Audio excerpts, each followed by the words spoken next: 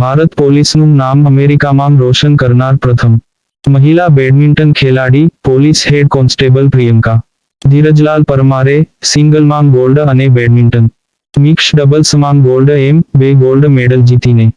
ગુજરાત પોલીસનું ગૌરવ વધાર્યું છે. ગુજરાતમાંથી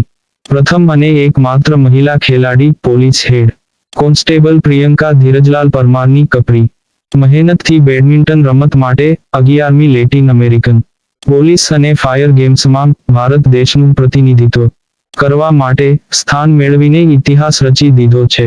કોલંબિયાના કેલી શહેર ખાતે ઇન્ટરનેશનલ સ્પર્ધા 11મી લેટિન અમેરિકન પોલીસ અને ફાયર ગેમ્સમાં જુદા જુદા 14 દેશના 3000થી વધારે ખેલાડીઓએ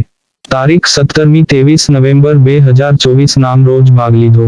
હતો. અત્રે યાદ રહે કે પીએસઓ શ્રી રમણજી સોલંકી જે જુસ્સો વધારનાર સ્પોર્ટ્સમેન બ્લેક કેટ કમાન્ડો છે, તેમના પ્રયાસથી મહિલા police head constable Priyanka Dhirajlal પરમારને કોલંબિયાના કાલી શહેરમાં જવા માટે